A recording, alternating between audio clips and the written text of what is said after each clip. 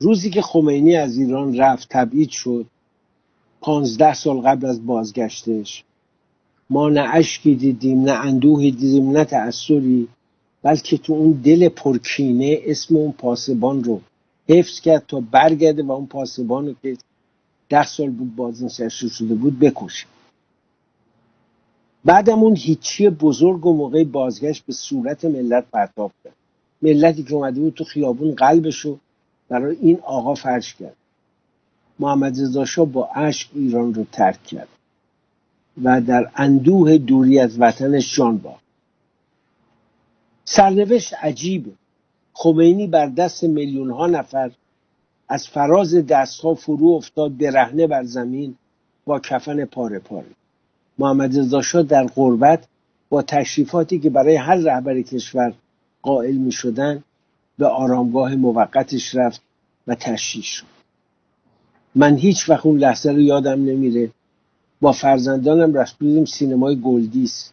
اومدم بیرون دیدم اتوبوس‌ها ته یوسف آباد چراغا رو روشن کردن. اما قیافه ها رو که میدیدم عجیب بود. همطور که اومدم بیرون بانویی از جلوی من رد میشد، اشک میریخت و گفت دیدی چه خاکی به سرمون شد. میخوام بگم ملت ما خیلی زود متوجه شد که چه خطایی کرده و برای دستمالی قیصریه رو آتش زده. رژیم گذشته ایران کاملا قابل اصلاح، کمان که اصلاح هم کرد. خیلی اصلاحات صورت گرفت. شاپور بختیار رو در مقام نخست وزیر دیدن، دیگه چه اصلاحی از این بالاتر. اما این رژیم قابل اصلاح نیست و بعد از 41 سال من میگویم وای به ما که چه کردیم، وای به ما که وطنمون رو به دست آدم کشانی دادیم، فاسد، قاتل، ضد دین، ضد اخلاق. و امروز شما نگاه کنید آقای میرسلیم یار وردست خامنه ای از قالیباف شکایت میکنه که 65 میلیارد تومان رشوه داده، قالیباف از اون شکایت میکنه که حرف مفت زده.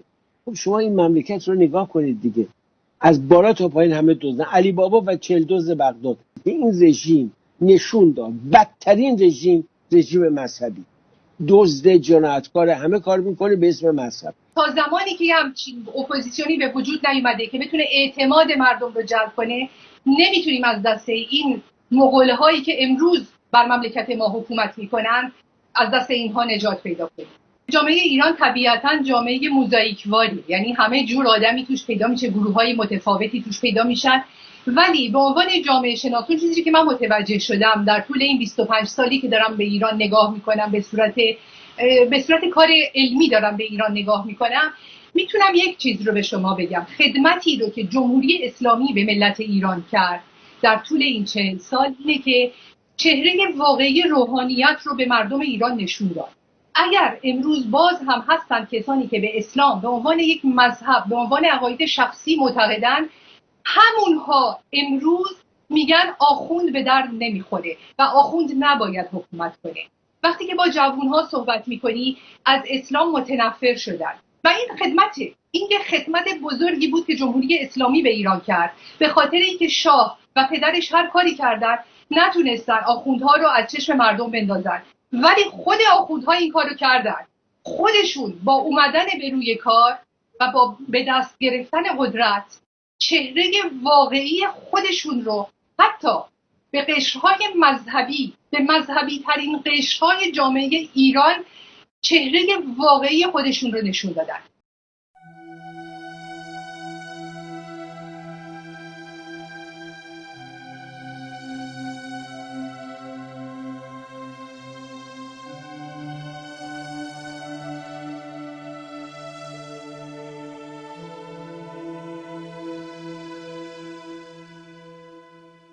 هر جنایتی میخوای بکن،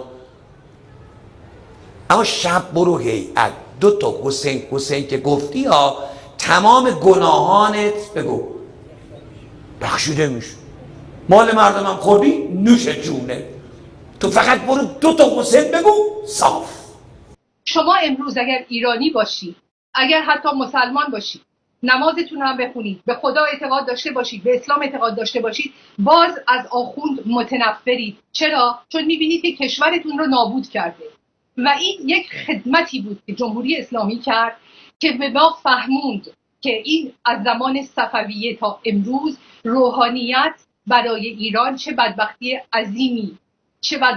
عظیمی در پیش داشته و انجام داده.